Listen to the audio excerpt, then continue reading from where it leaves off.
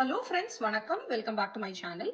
இன்னைக்கு நீங்க பார்க்க போற ரெசிபி அரைச்சு விட்ட முள்ளங்கி சாம்பார். இந்த முள்ளங்கி அரைச்சு விட்ட சாம்பார் பண்றதுக்கு ஃபர்ஸ்ட் நம்ம வந்து ஒரு 1/2 கப் துவரம்பருப்பு எடுத்துப்போம். இந்த 1/2 கப் துவரம்பருப்பை நான் வந்து தண்ணியில நல்லா வந்து ஒரு 30 மினிட்ஸ் போல ஊற வச்சிட போறேன். பருப்பு வந்து குக் பண்றதுக்கு முன்னாடி இந்த மாதிரி ஒரு ஊற வச்சுட்டு குக் பண்ணோம் அப்படின்னா நல்ல மைய மசிச்சு நமக்கு வந்து குக் ஆகி வரதுக்கு அது ரொம்ப ஹெல்ப்ஃபுல்லா இருக்கும். அடுத்து ஒரு சின்ன லெமன் சைஸ் அளவுக்கு புளி, இதையும் நான் வந்து ஒரு 1/2 மணி நேரம் ஊற வச்சிட போறேன். புளியோட எக்ஸ்ட்ராக்ட் அப்பதான் நமக்கு நல்லா கிடைக்கும். நீங்க எதிர் இதை வார்ம் வாட்டர்ல ஊற வச்சுக்கலாம், அப்படி இல்லைன்னா வந்து கொஞ்சமா ஹீட் பண்ணிக்கலாம். நான் வந்து இதை கொஞ்ச நேரம் மைக்ரோவேவ்ல வந்து ஒரு 1 மினிட் போல ஹீட் பண்ணி எடுத்துடுவேன். அப்படி இல்லைன்னா நீங்க வந்து நல்லா வார்மான வாட்டர்ல ஊற வச்சுக்கோங்க. ஸோ நான் வந்து பருப்பு வந்து ஒரு 1/2 அன் அவர் ஊற வச்சுட்டேன். ஊற வச்சதுக்கு அப்புறம் அந்த தண்ணியை வந்து நான் ஃபுல்லா ட்ரெயின் பண்ணிட்டேன். ஊற வைக்கிற தண்ணியில நம்ம எப்பவுமே குக் பண்ணக்கூடாது. ஸோ வாஷ் பண்ணி ஊற வச்சதுக்கு அப்புறம் அந்த தண்ணியை ஃபுல்லா ட்ரெயின் பண்ணிடுங்க. ட்ரெயின் பண்ணதுக்கு அப்புறம் இப்ப நம்ம எவ்வளவு பருப்பு எடுத்திருக்கோமோ, 1 கப் பருப்பு அப்படின்னா அதுக்கு 2.5 கப் தண்ணி, 1:2.5 இதுதான் வந்து யூஷுவல் மெஷர். ஸோ அதுக்கு ஏத்த மாதிரி நம்ம இங்க தண்ணி சேர்த்துக்கலாம். சம்டைம்ஸ் உங்களோட துவரம் பருப்பு வந்து சில வெரைட்டி ஆஃப் துவரம் பருப்பு வந்து அவ்வளோ ஈஸியா குக் ஆகாது.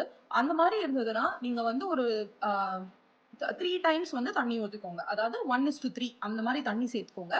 சேர்த்துட்டு ப்ரெஷர் குக் பண்றதுமே வந்து கொஞ்சம் யூஸ்வலா வந்து 3ல இருந்து 4 விசில் போட்டாலே உங்களுக்கு நல்லா வந்து மைய குக் ஆகி வந்துடும் பருப்பு. உங்களுக்கு அப்படி அது வந்து ரொம்ப ஈஸியா குக் ஆகாது அந்த மாதிரி ஒரு சுச்சுவேஷன்ல இருந்தீங்க அப்படின்னா கொஞ்சம் எக்ஸ்ட்ராவா விட்டு எடுங்க. அப்ப நல்ல மைய குக் ஆகி வந்துடும்.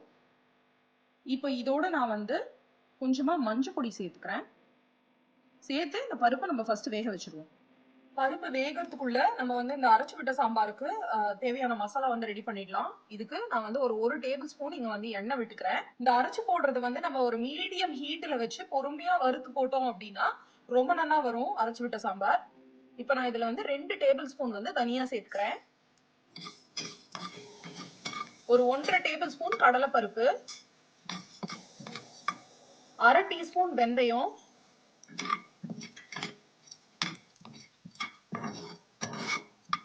ஒரு 8 காஞ்ச மிளகா. இது எல்லாத்தையும் மீடியம் ஃப்ளேம்ல நல்லா செவக்க வறுத்துக்கணும்.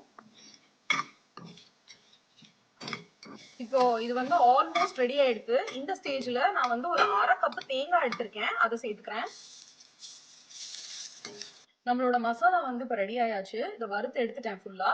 இப்ப என்ன பண்ண போறேன்னா இதை ஃபுல்லா ஆற விட்டுட்டோம். ஆற விட்டதுக்கு அப்புறம் இதை வந்து கொஞ்சமா தண்ணி சேர்த்து ரொம்ப சாஃப்டாலாம் அரைச்சிடக்கூடாது. ஒரு மாதிரி ஒரு கோர்ஸ் பேஸ்டா அரைச்சு எடுத்துக்கணும். நான் அரைச்சிட்டு உங்களுக்கு அது எப்படி இருக்குன்னு காட்டுறேன். ஸோ நம்ம வறுத்தது எல்லாத்தையும் நான் சொல்ற மாதிரி தண்ணி சேர்த்து இங்க பாருங்க நான் அரைச்சு எடுத்துட்டேன். நான் ரொம்ப கோர்ஸாவும் அரைக்கல, ரொம்ப அப்படியே சாஃப்டா எதுவுமே தெரியாத மாதிரி அரைக்கல.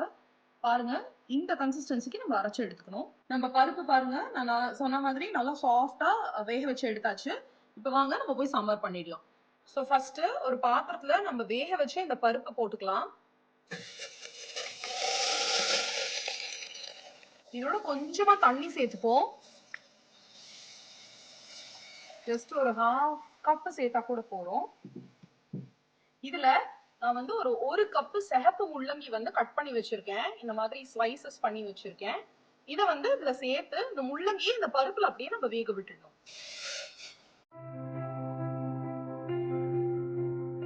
இந்த முள்ளங்கி வந்து இப்ப நல்லா வெந்துட்டு, இப்ப இந்த ஸ்டேஜ்ல நான் சொன்ன புளிய வந்து கரைச்சு எடுத்திருக்கேன், அதை சேர்த்துடுறேன். இந்த சாம்பாருக்கு தேவையான அளவு உப்பும் இப்ப சேர்த்துடுறேன். இந்த புளியும் உப்பும் வந்து நம்ம முதல்லயே ஏன் சேர்க்கல அப்படின்னா, புளி உப்பும் வந்து சேர்த்துட்டீங்க அப்படின்னா காய் வந்து வேகாது. இந்த காய் வந்து நம்ம அதனாலதான் தனியா ஃபர்ஸ்ட் பருப்புல வேக வச்சிட்டோம். இப்ப காய் வெந்ததுக்கு அப்புறம் நான் புளியும் உப்பு சேர்த்துட்டேன். இப்ப நம்ம வந்து இந்த புளியோட பச்சை வாசனை போற வரைக்கும் ஜஸ்ட் ஒரு கொதி வர விட்டுடலாம்.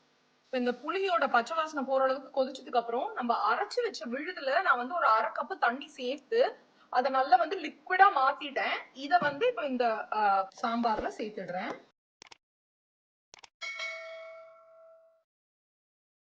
இப்ப இதெல்லாம் ஒன்னா சேர்ந்து ஜஸ்ட் ஒரு 5 நிமிஷம் கொதிக்கணும். இது கொதிச்சுட்டே இருக்கும் போது நான் கொஞ்சமா பெருங்காயம் சேர்த்துக்கிறேன். ஜஸ்ட் ஒரு 1/2 டீஸ்பூன் போல வந்து பொடிச்ச வெல்லம் சேர்த்துக்கிறேன்.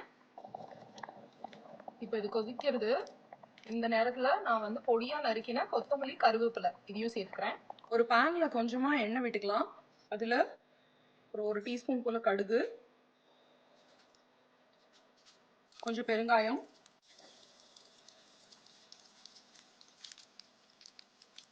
அப்புறம் பொடியா நறுக்கின கருவேப்பிலை இதை சேர்த்து